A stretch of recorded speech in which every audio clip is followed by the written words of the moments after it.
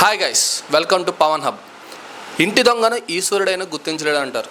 ఈ మాట ఎందుకు చెప్పానో ఈ వీడియో చివరి వరకు చూస్తే మీకు అర్థమవుతుంది. యావత్ భారతదేశాన్ని తన గుప్పిట్లోకి తీసుకురావాలని ఆలోచించిన ఔరంగజేబుని తన రాజ్యం వైపు కన్నెత్తి చూడాలంటే 1-4 సార్లు ఆలోచించేలా చేసిన వ్యక్తి ఛత్రపతి శివాజీ. హిందూ అయినప్పటికీ భారతదేశంలో లౌకికవాదాన్ని స్థిరపరిచిన వ్యక్తి శివాజీ మహారాజ్ అని చెప్పాలి. ఆయన రాజ్యంలో చాలా మంది ముస్లిం స్నేహితులు ఉన్నారు. అండ్ ఆయన యొక్క సైన్యంలో కూడా ముస్లింలకి సమాన హోదా కల్పించారు. ఇంత లౌకికవాదం కలిగిన వ్యక్తి మరాఠీ సామ్రాజ్యం మొత్తాన్ని తన కన్నబిడ్డలా చూసుకునే ఈ వ్యక్తి తనకి 51 సంవత్సరాలు వచ్చినప్పుడు నెత్తురు కక్కుని చనిపోయాడు. అసలు ఆరోగ్యంగా ఉన్న వ్యక్తి నెత్తురు కక్కుని చనిపోవడం ఏంటి? ఇలా నెత్తురు కక్కుని చనిపోయిన తర్వాత శివాజీ చక్రవర్తి చనిపోయాడు. చనిపోయిన తర్వాత రాజ్యం మొత్తం మనం ఆక్రమిద్దామని దురాశతో ఔరంగజేబు దండయాత్ర చేద్దామని ప్లాన్ చేసినా సరే ఒక్క అడుగు కూడా మరాఠా సామ్రాజ్యం వైపు వెయ్యకుండా ఆపగలిగిన వ్యక్తే ఛత్రపతి సంభాజీ. ఇలా ఫైట్ చేసిన ఛత్రపతి సంభాజీ ఒకానొక టైంలో శత్రువులతో స్నేహం చేశాడు. అండ్ ఔరంగజేబు ఇతనికి 3 షరతులు కల్పించాడు. ఈ పూర్తి వివరాలు తెలియాలంటే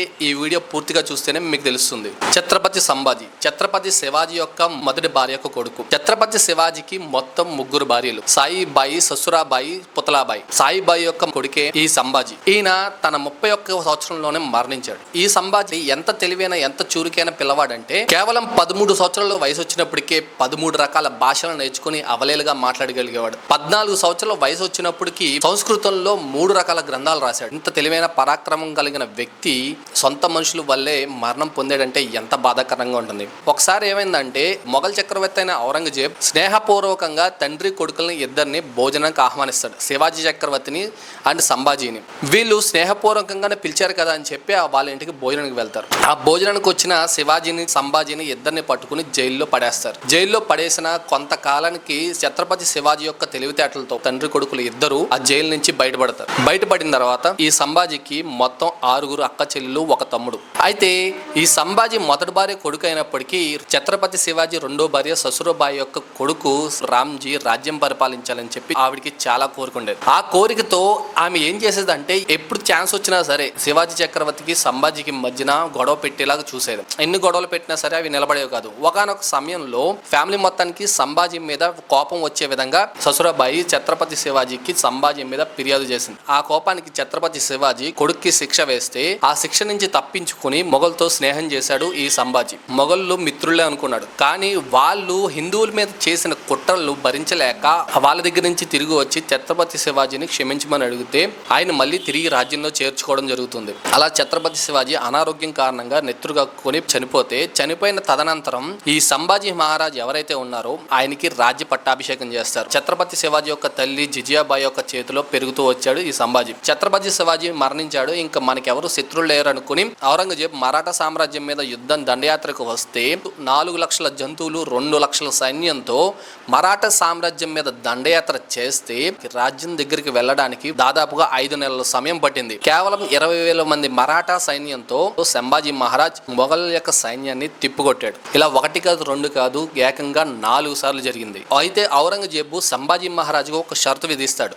అదేంటంటే నువ్వు ముస్లింగా కన్వర్ట్ అయిపోతే నీ రాజ్యం వంక నేను తిరిగి చూడనని చెప్పి నా తల తెగిపడినా సరే నేను ముస్లింగా కన్వర్ట్ అవనని చెప్తాడు సంభాజీ మహారాజ్. అయితే మనం మొదట్లో చెప్పుకున్నట్టు ఇంటి దొంగని ఈశ్వరుడు కూడా కనిపెట్టలేడు అంటారు కదా, ఆ విధంగానే ఛత్రపతి సంభాజీ మహారాజ్ యొక్క మరణానికి కారణం అతని యొక్క చెల్లెలి యొక్క భర్త కన్హౌజీ అని అంటారు చరిత్రకారులు. ఏమిటా విషయం అంటే ఛత్రపతి సంభాజీ వెళ్ళి ఒక రహస్యమైన దారిని మొఘలుకు చెప్పిన వ్యక్తి ఈ కన్హౌజీ. ఆయన ఎందుకు అలా చెప్పాలి? ఆయనకి రాజ్యంలో ప్రధానమంత్రి హోదా ఇవ్వలేదని కక్షతో ఆయన ఈ పని చేశాడని చరిత్రకారులు చెప్తారు. అయితే ఛత్రపతి సంభాజీ మొఘల్ చేతికి చిక్కుతాడు. మొఘల్ చేతికి చిక్కిన తర్వాత ఔరంగజేబు 3 షరతులు విధిస్తాడు. అదేంటంటే ఈ ప్రపంచంలోకెల్లా గొప్ప రాజుని నేనే ఔరంగజేబు అని ఒప్పుకోవాలి. నెంబర్ 2 మరాఠా సామ్రాజ్యం మొత్తం మొఘల్ యొక్క బానిసలుగా బతకాలి. నెంబర్ 3 ఛత్రపతి సంభాజీ ముస్లింగా కన్వర్ట్ అవ్వాలి. ఈ 3 షరతుల్లో ఏ ఒక్క షరతుకి తలవంచలేదు సంభాజీ. సంభాజీ బంధించబడ్డాడన్న వార్త విన్న వెంటనే మొఘళ్ళు ఆనందోత్సాహాలతో ఉత్సవాలు జరుపుకున్నారు. ఈ దొరికిన వ్యక్తిని ఏ విధంగా హింసించారంటే ఈ సంభాజీ మహారాజుని ఎంత ఘోరంగా హింసించారంటే అతన్ని పట్టి బంధించి మొఘల్ యొక్క సామ్రాజ్యం యొక్క నడి రోడ్డు మీద ఈడ్చుకుంటూ తీసుకువెళ్తే అక్కడ ఉన్న ప్రజల చేత ఒంటి యొక్క పేడతో రాళ్లతో కొట్టించాడు. ఈ కొట్టించడమే కాకుండా దాదాపు 4 నెలల పాటు ప్రతిరోజు నువ్వు ఈ 3 షరతులకు ఒప్పుకుంటావా అని అడిగితే నేను ఒప్పుకోనని చెప్పి కళాఖండిగా చెప్పేవాడు సంభాజీ మహారాజ్. ఈ 4 నెలల పాటు ఎంత నరకం పెట్టారంటే ఆ తగిలిన గాయాలు ఉంటాయి చూసారా, ఆ గాయాలకి ఉప్పు కలికలను రాసేవాళ్ళు. ఉప్పు కలికలు రాయడం ఏంటి అంటే జనరల్గా గమనించండి, ఎప్పుడైతే గాయం అవుతుందో ఆ గాయం అయిపోయిన ప్రదేశాన్ని ఉప్పు నీరు కానీ ఉప్పు కలికలు కానీ వేస్తే భయంకరమైన విపరీతమైన నొప్పి వస్తుంది. అలాగా కొన్ని రోజులు ఇలా చేసి కొన్ని రోజులకి వేడి వేడి సువ్వల్ని అంటే వేడి వేడి కాలుతున్న కడ్డీల్ని తన శరీరంలోకి దింపేవారు. అలాగా ఒకరోజు ఏం చేశారంటే అతను మాట వింటలేదని చెప్పి అతని యొక్క నాలిక కోసి కుక్కలకి వేశారు. ఇలా ఉన్న వ్యక్తిని శరీరం మొత్తాన్ని కాళ్ళు చేతులు కదలకుండా తీసుకెళ్ళి ఔరంగజేబు కాళ్ళ మీద పడేశారు. ఈ అవమానం కూడా కాకుండా మొఘల్ రాజులు ఎవరైతే ఉన్నారో ఇతనికి ఇంకా అవమానపరచాలని చెప్పి ముఖం మీద కూడా ఊశారట. మరీ భయంకరంగా ఆ రాజ్యం యొక్క ప్రజల చేత శరీరం మీద వచ్చి కూడా పోయించారట. ఎంత దారుణంగా హింసించారో చూడండి. ఇలా కొంతకాలానికి ఏం చేశారంటే తన యొక్క చర్మాన్ని కూడా ఒలిచేశారు.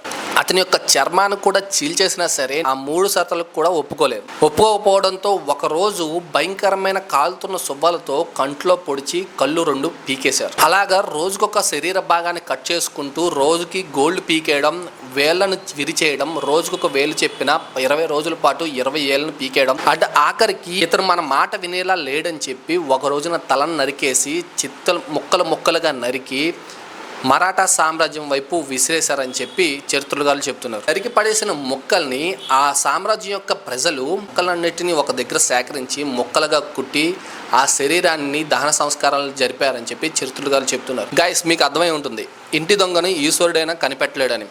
ఈ సామెత ఎందుకు చెప్పానో మీకు ఈ పాటి క్లారిటీ వచ్చేసి ఉంటుంది. ఇంత గొప్ప వీరుడి యొక్క కథని ఇప్పటి వరకు మన కళ్ళ ముందుకు రాకుండా చేశారంటే అతని వెనక ఎంత రాజకీయం జరిగి ఉంటుందో మీ ఊహకే వదిలేస్తున్నాం.